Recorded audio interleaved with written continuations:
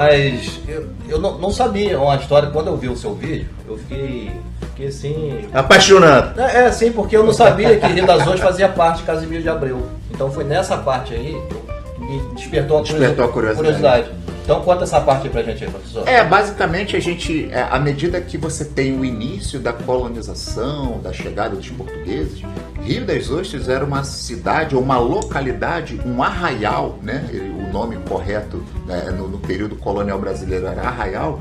Ele era ligado a Casimiro de Abreu e a Macaé. Sim. Na verdade, as fronteiras elas não eram muito bem definidas. Ora você fala que está em Macaé, ora você fala que está em Casimiro de Abreu. Era dividido em capitanias, né? A capitania de Cabo Frio, capitania aqui do lado do Norte Fluminense, do Campos. E tinha essa divergência real até o dia de hoje. Até hoje. Agora o que é interessante também, o que acontece? Barra de São João, Casimiro, né? A gente olha para Casimiro fica de um outro lado. E Barra de São João, do lado de Rio das Ostras, tem essa divisão. Como é que foi feita essa divisão? Por que Barra de São João ficou para Casimiro, não para Rio das Ostras ou para... Historicamente, a gente tem que entender que o desenvolvimento, uma hora está num lugar, outra hora está em outro. Quando você tem o período ali do século XIX, você tem basicamente as comunicações ligadas aos portos. Então você tinha o porto de Barra de São João, que era extremamente movimentado, você tinha uma grande circulação de mercadoria no século XIX, e Rio das Ostras. Rio das Ostras também tinha um porto. Inclusive aquela ilha que fica em frente à Praia da Joana, ela é conhecida como a Ilha do Coqueiro Só. E também era conhecido historicamente como Porto Cabral. Moradores antigos de Rio das Ostras falam, inclusive, que aquela ilha tem restos de portuários, de instalações portuárias. Então lá você fazia a exportação de peixe, você fazia o descarregamento e envio de escravos da nossa região para de outras regiões para cá. Então aquela ilha, que eles chamam de Ilha do Coqueiro Só e ilha Porto Cabral, é a origem portuária de Rio das Ostras. Então a gente tem que entender que no século XIX a comunicação era muito difícil. Então você não tinha a rodovia Manuel Peixoto, você não tinha a BR-101. Eram caminhos literalmente que você fazia a pé. Então o desenvolvimento econômico era basicamente no litoral e perto dos portos. Era uma via quase que, se a gente for falar, seria de mascate. Não tinha estrada, não tinha estrada. Exatamente. E aí o que acontece? O desenvolvimento, ele começa em Barra de São João. E Rio das Ostras, pela sua proximidade, também fazia esse meio de campo. A capital de Casimiro de Abreu, que na verdade era Indaiaçu, era Barra de São João. Na verdade, a cadeia ficava lá, a Câmara Municipal ficava lá. Então você tinha, na verdade, historicamente, o centro da região era Barra de São João. Sim, muito bem. Isso muda, na verdade, à medida que o século XX começa, principalmente com a implantação da linha do trem.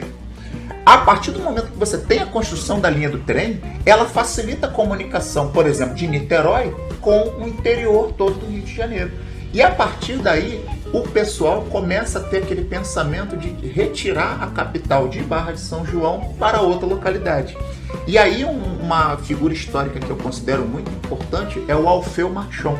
O Alfeu Marchon, ele era um grande fazendeiro. A fazenda dele ficava no centro de Casimiro de Abreu, onde fica hoje o centro de Casimiro de Abreu.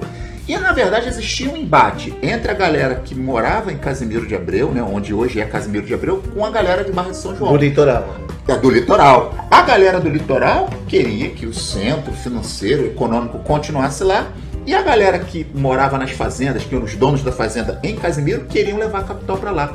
E literalmente... sardinha pro seu lado. E até o dia de hoje, professor, há uma certa divergência realmente, né, entre o pessoal de Barra de São João e o pessoal realmente da sede de Casimiro de Abreu. É uma divergência muito grande aqui na própria política, sim. Tem os barrenses e tem os casimirenses mesmo da sede ali do dia de hoje, até irmão. Hoje. Né, tem esse negócio... quem domina a política é o pessoal ali de Barra de São João. Não, agora é o dia do pessoal de Casimiro. A união que é bom nada, né?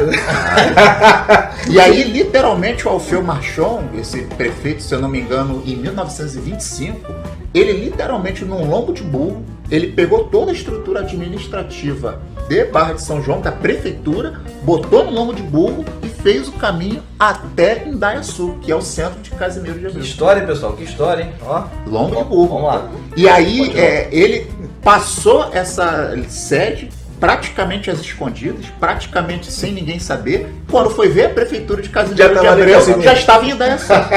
E a população de Barra de São João ficou extremamente revoltada, chateada com isso, mas infelizmente ou felizmente ele era o prefeito e ele tomou a decisão. E para vocês terem uma ideia, ele pegou a própria Câmara Municipal, a própria estrutura da prefeitura e literalmente botou fogo nela. Exatamente para que não houvesse a possibilidade de retorno para a Barra de São João. Então vocês vejam que existia realmente esse embate. Então os grandes proprietários de Indaiaçu levaram a prefeitura para lá e a linha do trem ela foi implantada mais ou menos em 1888, 1800